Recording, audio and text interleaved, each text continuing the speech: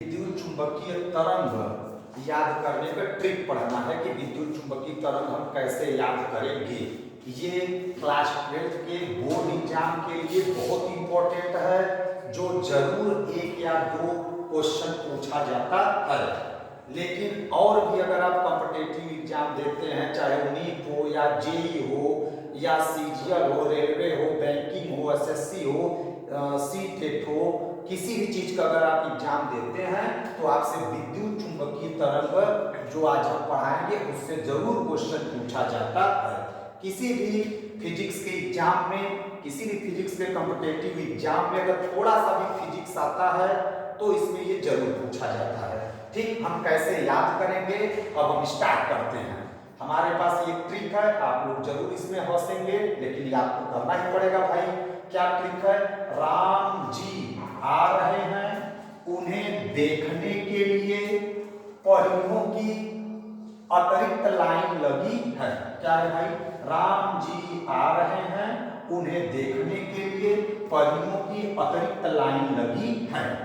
अब र मीन्स होता है, र मीन्स रेडियो तरंगे, म मीन्स माइक्रो तरंगे।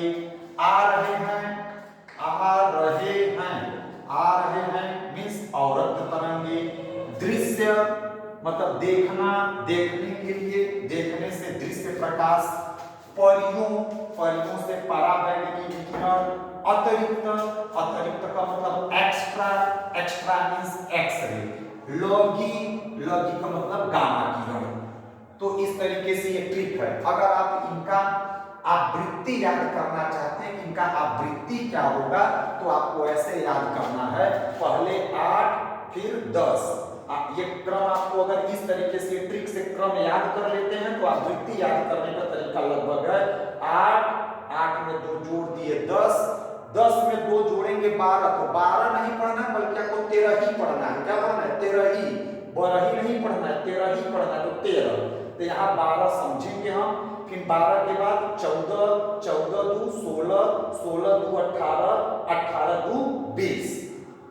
अगला बात, नीचे 3 3, दोनों में 3 3 करना है, एक छोड़कर 3 दूनी के 6 कर देना है। तो इस तरीके से इसके आवृत्ति का क्रम आप याद कर सकते हैं। 8 10, 12 ही नहीं 13 ही, 12 14 दू 16 दू 18 दू 20। और इसमें सबसे इंपॉर्टेंट क्वेश्चन आपसे क्या पूछता है कि क्वेश्चन जैसे यूपी बोर्ड वगैरह या हर एग्जाम में ही पूछता है कि कौन सी, 4 ऑप्शन आपको दे दिया जाएगा, कहा जाएगा कि इनमें से कौन सी किरण, कौन सी विकिरण, कौन सी तरंग विद्युत चुंबकीय तरंग है, कौन सी विद्युत चुंबकीय तरंग है तथा कौन सी विद्युत चुंबकीय तरंग नहीं है।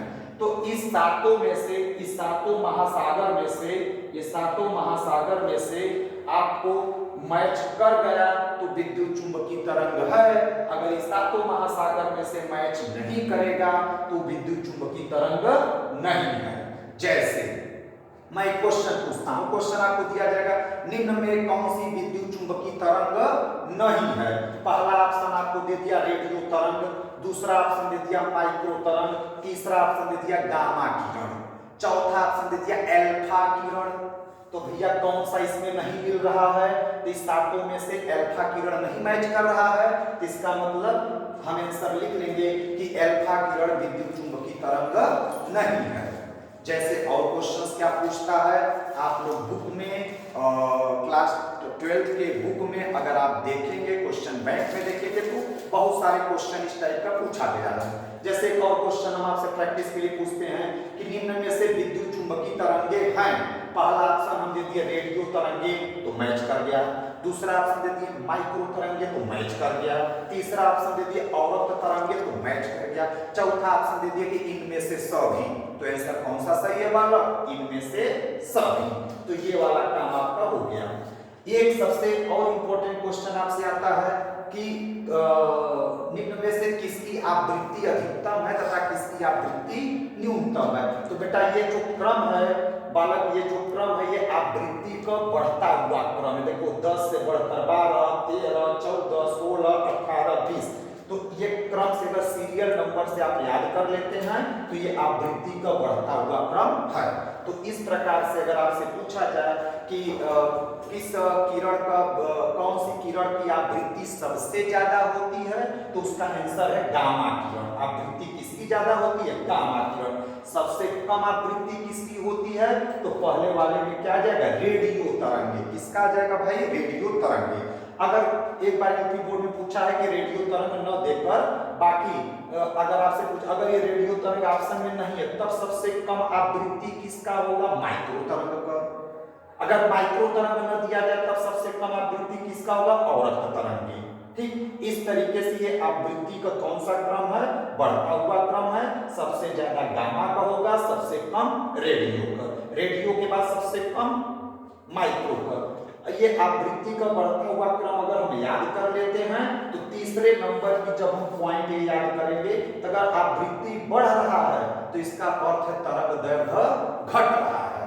तो ये तरंग दैर्घ्य का कौन सा क्रम है, घटता हुआ क्रम है। तो सबसे कम तरंग दैर्घ्य किसका होगा बालक, गामा किरण का। सबसे ज्यादा तरंग, सबसे कम तरंग दैर्घ्य किसका होगा, गामा किरण का। सबसे ज्यादा किसका होगा, तो रेडियो तरंग का सबसे ज्यादा होगा। क्लियर है। और आपसे एक बात करते हैं कि ये इस तरीके से ट्रिक से आप याद कर लेते हैं। और अगर आपसे तरंग दैर्घ्य पूछा जाए तब आप तरंग दैर्घ्य के लिए आप v बराबर n लैम्डा लगाकर तरंग v बराबर c बराबर f गुणे लैम्डा फार्मूला लगाकर आप तरंग दैर्घ्य ज्ञात कर सकते हैं। c की वैल्यू आपको पता है, c की वैल्यू कितनी होती है, 3.0 गुणे 10 के घात पर 8 मीटर पर सेकेंड। और आवृत्ति का वैल्यू आप लोगों को यहाँ पर पता चल गया है, तो सबका आप तरंग दैर्घ्य भी ज्ञात कर लेते हैं। इस तरीके से एक बार हम रिवाइज करते हैं। क्या पढ़ोगे, राम जी आ रहे हैं, उन्हें देखने के लिए परियों की अतिरिक्त लाइन लगी है। र का मतलब होता है रेडियो तरंग, म माने माइक्रो तरंग, आ रहे हैं औरत तरंग, देखने का मतलब है दृश्य तरंग, परियों माने पराबैंगनी, अतिरिक्त का मतलब एक्स रे, लास्ट में लगी है, लगी का मतलब गामा रे। ये कौन सा क्रम है, आवृत्ति का बढ़ता हुआ क्रम